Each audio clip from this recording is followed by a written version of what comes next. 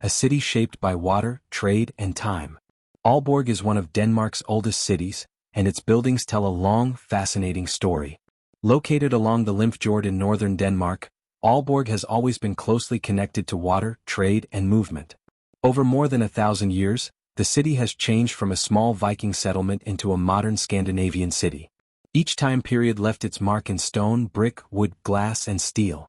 When you walk through Aalborg today, you can see medieval churches standing near modern waterfront buildings. Old half-timbered houses sit just a short distance from bold contemporary designs.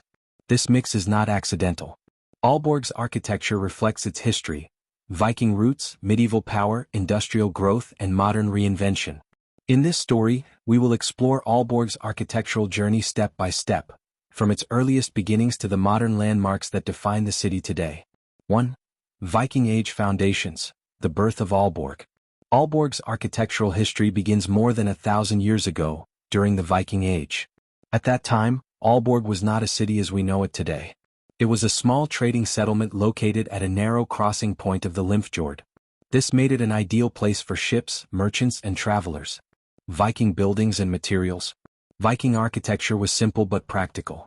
Buildings were mainly made of wood, turf, clay, thatched roofs. Houses were often long and rectangular, known as longhouses. They had wooden frames and walls filled with clay or turf. These buildings were designed to protect people from cold winds and harsh winters. Very little Viking architecture remains visible today because wood does not survive well over centuries. However, archaeological finds beneath modern Aalborg show that the city grew around these early Viking structures. Urban beginnings. The Viking settlement laid the foundation for Aalborg's future layout. Streets followed natural paths near the water, and trade defined where people lived and worked. This early relationship with the Limfjord would shape Aalborg's architecture for centuries to come. 2. The Middle Ages, churches, power, and stone. By the Middle Ages, Aalborg had grown into an important town. Christianity had arrived, trade had expanded, and buildings became more permanent. The rise of brick architecture. One of the most important changes in medieval Aalborg was the use of brick. Denmark has very little natural stone, so brick became the main building material. Red brick, in particular, became a defining feature of Danish architecture, and Aalborg was no exception. Brick buildings were stronger, lasted longer, and showed wealth and power. Budolfi Church, Aalborg's spiritual heart. One of Aalborg's most important medieval buildings is Budolfi Church. Originally built in the late Middle Ages, it started as a modest church but later became Aalborg Cathedral. Built mainly of brick. Simple but strong design. Tall tower added later. Budolfi Church shows how medieval architecture focused on faith, stability, and community. Its design is not overly decorated, but it feels solid and dignified. Monasteries and merchant houses. During this time, Aalborg also gained monasteries and merchant buildings. Wealthy traders built larger houses near the harbor and main streets. These buildings often had brick ground floors, wooden upper floors, narrow fronts and deep interiors. The medieval street pattern of Aalborg, especially in the Old Town, still follows this period. 3. Renaissance Aalborg, wealth and decoration. The 16th century brought great wealth to Aalborg. Trade in herring and other goods made the city one of Denmark's richest towns. This prosperity changed how buildings looked. Jens Bang's house, a Renaissance masterpiece. The most famous Renaissance building in Aalborg is Jens Bang's house, built in 1624. This building is important because it is one of the best preserved Renaissance buildings in Denmark. It is richly decorated. It shows power, pride, and wealth. The house is built of red brick with sandstone decorations. Carved faces, figures, and symbols cover the facade. Unlike medieval buildings, which were simple, Renaissance architecture celebrated beauty and detail. Architecture as a status symbol. During the Renaissance, architecture became a way to show success. Rich merchants competed to build the most impressive houses. Buildings became more decorated, more symmetrical. Aalborg city center still reflects this era, with Renaissance buildings setting the tone for later development. 4. Baroque and absolute power, order and authority. In the 17th and early 18th centuries, Denmark became an absolute monarchy. Architecture during this time reflected control, order, and authority. Aalborg's Castle. Aalborg's Castle is one of the most important buildings from this period. Originally built as a defensive fortress in the 16th century, It later became an administrative center. Its design shows thick walls, strong towers, practical, defensive architecture. While not overly decorative, Aalborg's castle symbolized royal power and control over the region. Baroque influence. Baroque architecture introduced symmetry, grand entrances, formal layouts. In Aalborg, Baroque influence can be seen in official buildings and urban planning, even if the style was often simpler than in larger European cities. 5. The 18th and 19th centuries. Everyday life and expansion. As Aalborg moved into the 18th and 19th centuries, the city expanded beyond its medieval core. Architecture became more focused on everyday life. Half-timbered houses. Many houses from this period were half-timbered, meaning wooden frames, brick or plaster filling, sloped roofs. These houses were cheaper to build and suited growing urban populations. Some of them still survive in Aalborg's older neighborhoods. Industrial growth. The 19th century changed Aalborg dramatically.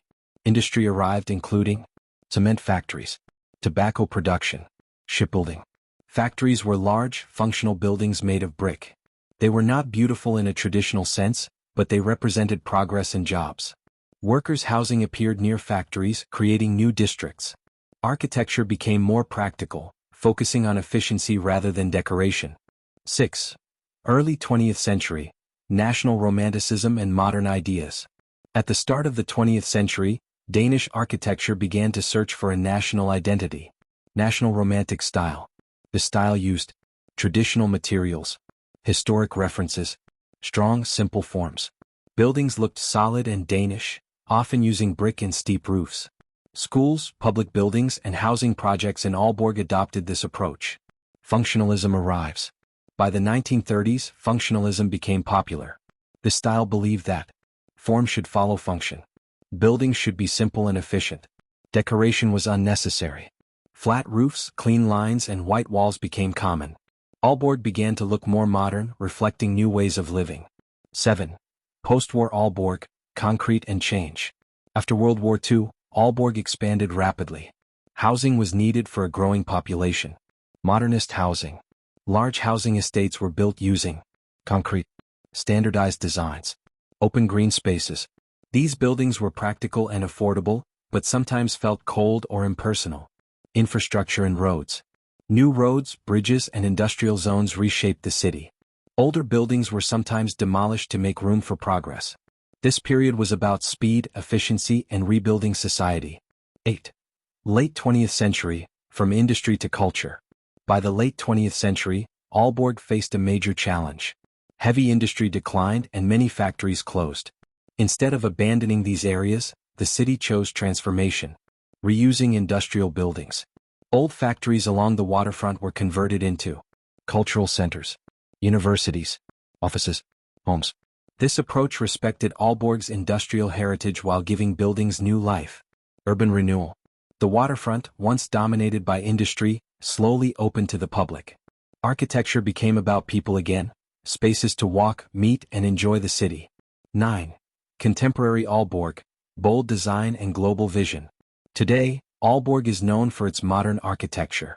Utzon Center. The Utzon Center, designed by Jorn Utzon, the architect of the Sydney Opera House, is one of Aalborg's most famous modern buildings. It features clean white forms, strong connection to water, Scandinavian simplicity. The building links Aalborg's past with its future. House of Music. The House of Music is another landmark. Its modern design reflects Aalborg's cultural ambitions. Glass, steel, and open spaces create a bold presence along the waterfront. Modern identity. Modern Aalborg architecture focuses on sustainability, public spaces, cultural life. New buildings respect the old city while confidently looking forward. Conclusion. Aalborg's living architecture. Aalborg's architecture is not just about buildings, it is about people, history, and change. From Viking wooden houses to Renaissance masterpieces, from industrial factories to modern cultural icons, the city has constantly adapted. What makes Aalborg special is how different eras exist side by side. The past is not erased but reused, respected, and reimagined. Aalborg's architectural history shows us that cities are living things. They grow, struggle, transform, and reinvent themselves, just like the people who live in them. And as Aalborg continues to evolve, its buildings will keep telling new stories for generations to come.